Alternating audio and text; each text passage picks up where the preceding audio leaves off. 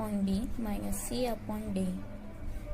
अगर हम A upon B minus C upon D यानी कि हमारे कोई भी A upon B C upon D क्या है हमारे, ये कोई भी हमारे रैशनल नंबर हैं, अगर हम इनको माइनस करेंगे तो क्या हमारा रैशनल नंबर आएगा आंसर।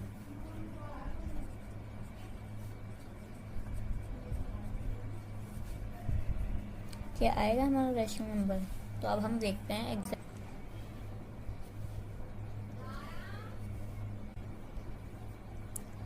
तो इसका एग्जाम्पल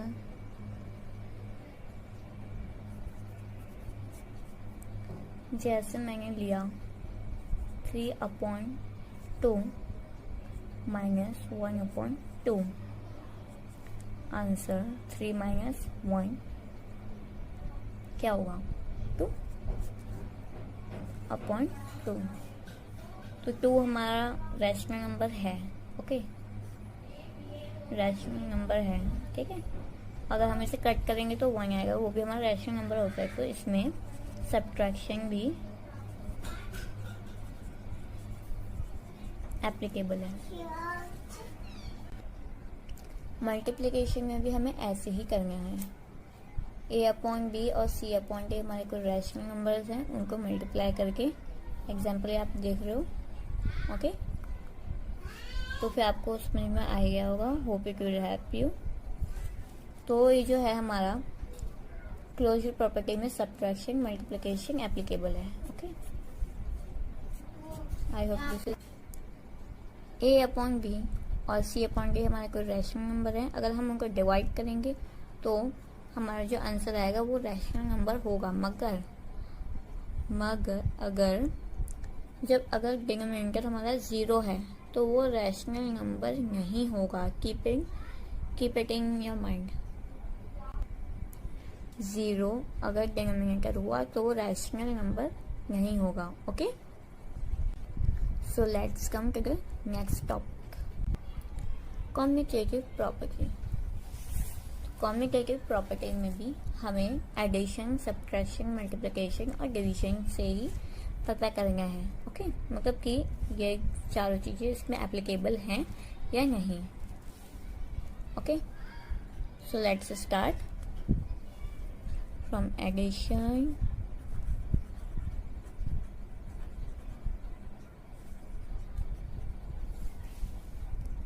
तो इसमें एक हमें ध्यान रखना है कि A upon B plus C upon D equals to C upon D plus A upon B. इसमें कुछ ऐसा रूल है, ओके। मतलब ये जो हमारे जो कोई दो रैशनल नंबर हैं, इनको प्लस करने के बाद अगर हम इनको आगे पीछे प्लस करेंगे, मतलब सी अपॉन डी वाली वैल्यू को पहले रख के फिर ए अपॉन बी वाली वैल्यू को बाद में रख के प्लस करेंगे तो हमारा वही आंसर आता है या नहीं। तो एग्जाम्पल हम देख लेते हैं।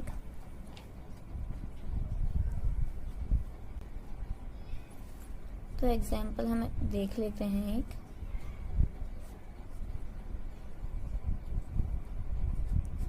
To upon 4 plus 6 upon 4, okay.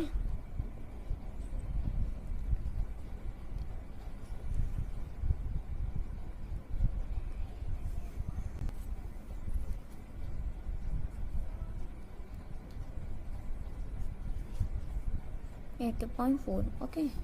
अब अगर हम इसे उल्टा करके करें, मतलब पहले हम 6/4 प्लस 2/4 करें, तब भी हमारा यही आंसर आएगा। So addition is applicable in commutative property. तो अब हम देखते हैं सब्ट्रैक्शन में। सब्ट्रैक्शन में भी बिल्कुल सेम रहेगा, बस प्लस की जगह माइनस कर दो, ठीक है। अब एग्जाम्पल में देखो, जैसे 3/2 लिया मैंने और माइनस 1/2, तो आंसर हमारा क्या है 2/2। अब अगर हम पहले 1/2 को करेंगे और बाद में माइनस 3/2 को हम माइनस कर देंगे तो आंसर बिल्कुल अलग आ रहा है हमारा। तो आंसर बिल्कुल अलग आ रहा है हमारा, ओके। तो सब्ट्रैक्शन कम्यूटेटिव प्रॉपर्टी में एप्लीकेबल नहीं है, so it is not applicable in the commutative property. Okay, so multiplication में a upon B into C upon D. अब इसको उल्टा करेंगे, c upon D into A upon B. तो एग्जाम्पल देखो, 6 अपॉन 4 को हमने 2/5 से मल्टीप्लाई किया तो आंसर हमारा क्या आया, 12/20। अब इसी को हमने 2/5 को पहले रख लिया और फिर 6/4 को बाद में करके फिर मल्टीप्लाई किया, तब भी आंसर हमारा वही आ रहा है। तो इसका मतलब ये है कि मल्टीप्लिकेशन हमारा एप्लीकेबल है कम्यूटेटिव प्रॉपर्टी में। Okay, so this is clear. Okay, so अब हम डिवीजन पे आते हैं। डिवीजन में भी सेम हमारा वही रूल है। अब हम इसे डिवाइड करेंगे तो एक तो ये सब तो हमें पता ही है कि 6/4 को जब हम 2.3 से डिवाइड करेंगे तो इसका रेसिप्रोकल हो जाएगा। क्या हो जाएगा, रेसिप्रोकल 2/3 का। तो 3/2 आ गया हमारा। तो 6 फ्रीजा हमारा 18 होता है और 4 2 8। Okay, this is clear. तो हमने हमारा रेसिप्रोकल किया था। अब हम इसी का दूसरा लेते हैं, मतलब यही रेसिप्रोकल वाली साइन को हमने हाँ 2/3 को हमने पहले रख लिया, फिर हमने उसको मल्टीप्लाई किया 6/4 को। इस बार हम 6/4 को बाद में ले रहे हैं, तो हम 6/4 वाली डिजिट को यानी कि उस रेशनल नंबर को हम रेसिप्रोकल करेंगे। 4 ऊपर आ जाएगा और 6 नीचे। तो इस बार हमारा कुछ चेंजिंग हुआ है, 8 ऊपर आया है और 18 नीचे है, तो दोनों में बहुत ज़्यादा डिफरेंस है। तो इसका मतलब division is not applicable. Okay, division is not applicable. I hope you all understand it. I hope it is clear to you. Okay, so let's come to the next topic. So associative property में अब addition का हम देखते हैं। इसमें अलग है। अब इसमें हम जैसे एक एग्जांपल मैं आपको बताती हूँ।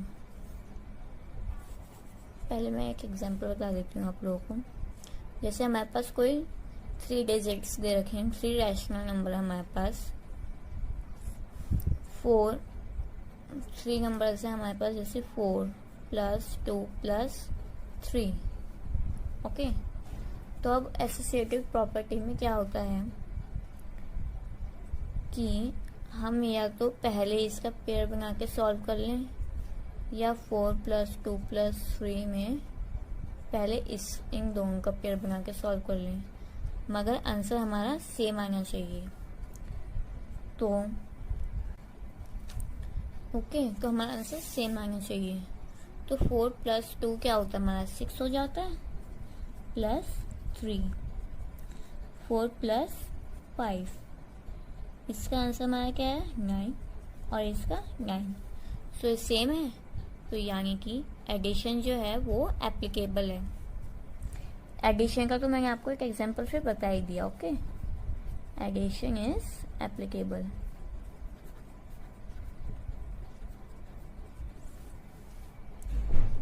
Addition is applicable. ओके, तो अब हम सब्ट्रैक्शन पे आ जाते हैं। तो इसमें a/b - c/d - e/f, a/b - c/d - e/f। Okay, तो इसमें या तो हमने पहले इसका पेयर बना के करा, बाद में इसका पेयर बना के करा, तो जो आंसर आता है वो हमारा नॉट इक्वल आता है, not equal. So subtraction is not applicable in associative property. So multiplication में a/b into c/d into e/f, तो हमें पहले इन दोनों का पेयर बना के करा और बाद में इन दोनों का, तो मल्टीप्लिकेशन में तो हमारे आंसर बिल्कुल सेम आ जाते हैं। तो multiplication is applicable in associative property, but division में ऐसा पॉसिबल नहीं होता है। सो डिवीजन हमारा एप्लीकेबल नहीं होता है एसोसिएटिव प्रॉपर्टी में। Okay, so let's come to the next topic. Distributive property में हमारा a अपॉन b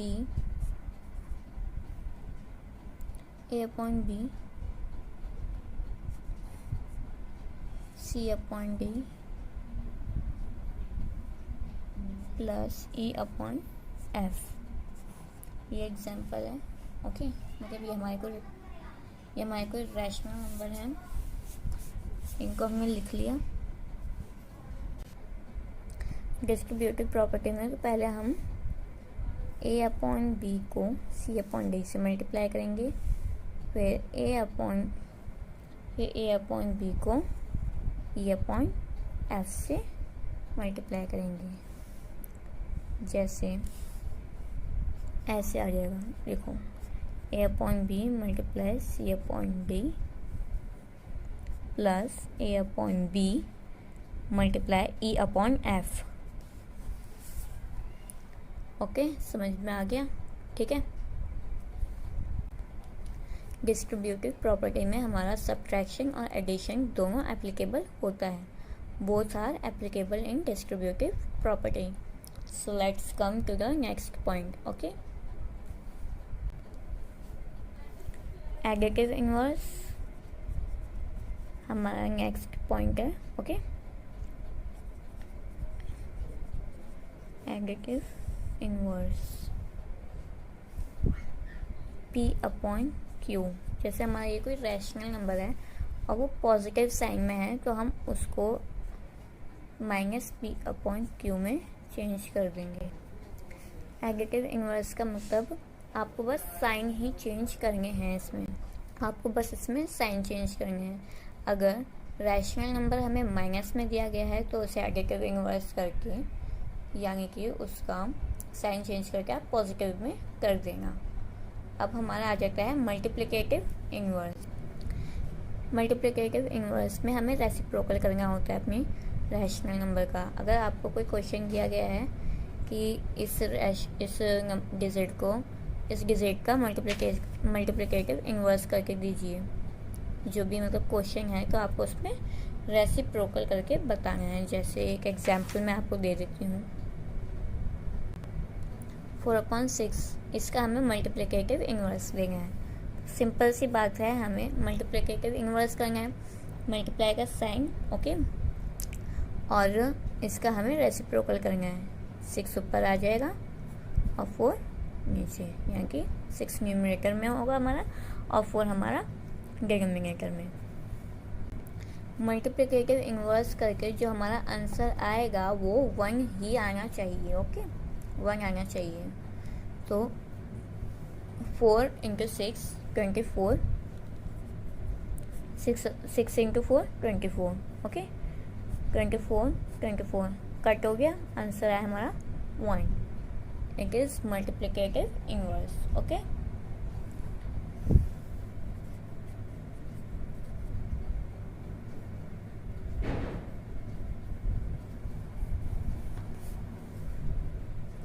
ये इसकी एक आइडेंटिटी है। ओके,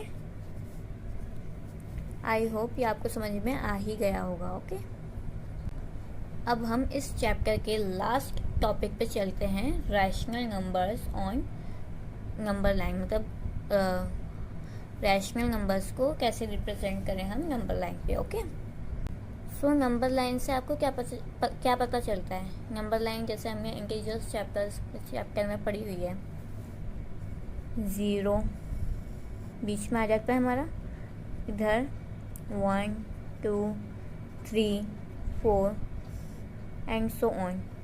इधर की सारी हमारी जाती है पॉजिटिव नंबर, -1 -2 -3 -4।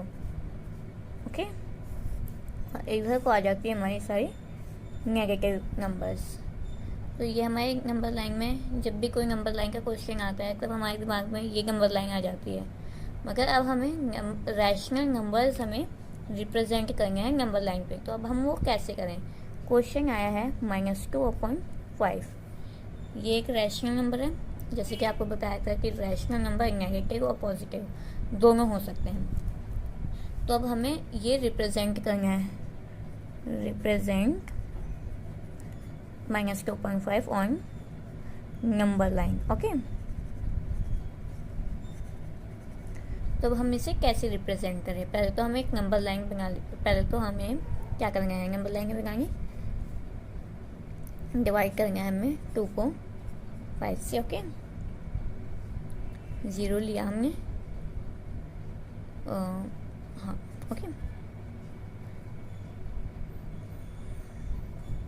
पॉइंट लेके 0 लगाया और 5 4 20 होता है हमारा,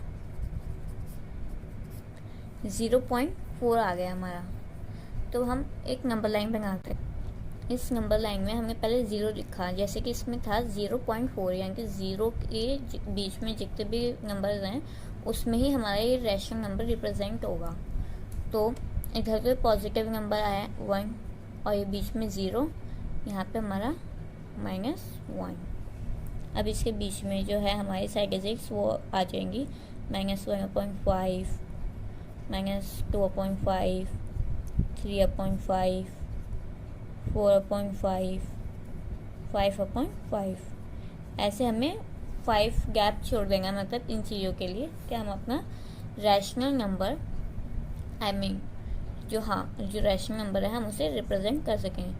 तो हमें क्या पूछा था, -2.5, वो कहाँ आपको यहाँ पे कहीं दिख रहा है? यस, यहाँ दिख रहा है आपको। तो ये हमारा रिप्रेजेंट हो गया रैशनल नंबर। तो रैशनल नंबर हमारा हमने रिप्रेजेंट कर दिया। अब हमारा लास्ट टॉपिक जो है rational number between 2 rational numbers. Okay, हमें रैशनल नंबर्स बताने हैं 2 रैशनल नंबर्स के बीच में कितने रैशनल नंबर्स हैं वो बताएं। तो हमारा टॉपिक जो है rational number between 2 rational number. तो ये हमारा एक एग्जांपल है 2 and 7। 2 and 7 हमारा रैशनल नंबर होता है, 2 और 7 जो डिजिट है हमारी, ये जो नंबर है हमारे रैशनल नंबर होते हैं। तो अब इसके अंदर इसके बीच में कितने रैशनल नंबर्स हैं वो हमें बताने हैं। 3 हो गया, 4 हो गया, 5 हो गया, 6 हो गया, ये 4 रैशनल नंबर आ जाते हैं इनके बीच में। अब बात आती है पी क्यू के फॉर्म वाली, जो हमारे रैशनल नंबर्स होते हैं उनके बीच में हम कैसे फाइंड करें। तो अब हम उसका भी एक एग्जांपल दें। -2/5 और 1/2 के बीच में कितने रैशनल नंबर होते हैं। अब पहली बात तो इनका जो डिनोमिनेटर है वो भी अलग अलग है, सेम नहीं है। तो पहले तो हमें इनको सेम करना है। तो हम कैसे सेम करेंगे, इनका कॉमन मल्टीपल लेके, इनका कॉमन मल्टीपल लेना है हमें। अब वो कैसे लेते हैं तो हम सबको पता ही है, फिर भी मैं बता देती हूँ।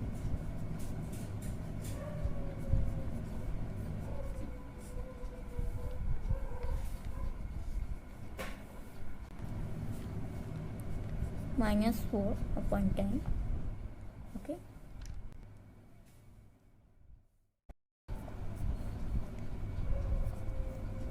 (1/2) में। तो ये आ गए हमारे, ये 2 हमें रैशनल नंबर्स मिल गए। तो अब इनके बीच में हमें बताना है, ठीक है। डिनोमिनेटर हमारा सेम आ गया। अब हम इनके बीच में बताएंगे कि हमारे कितने रैशनल नंबर्स आते हैं। तो -3/10, -2/10, -1/10, 0, 1/10, 2/10, 3/10, 4/10, ये इतने सारे रैशनल नंबर्स हमारे इसके बीच में आ गए। कोई सम ऐसे होते हैं हमारे, कोई क्वेश्चंस ऐसे होते हैं जिसमें हमें बस 2 या 3 ही रैशनल नंबर मिलते हैं, मगर हमसे पूछे जाते हैं कि 5, 4 ऐसे रैशनल नंबर बताओ। तो हमें कॉमन मल्टीपल में एक्स्ट्रा या फिर मतलब हाई डिजिट भी ले सकते हैं हम, जैसे 5 से ऊपर भी होता है, 10 से ऊपर भी होता है, तो हम वो भी ले सकते हैं। ओके, तो आज के लिए इतना ही। अब हम नेक्स्ट वीडियो में मिलते हैं। Thank you and bye bye. Please मेरे चैनल को सब्सक्राइब करना, लाइक करना, शेयर करना एंड कमेंट करना। और हाँ, बेल आइकन को हिट करना मत भूलना। बाय।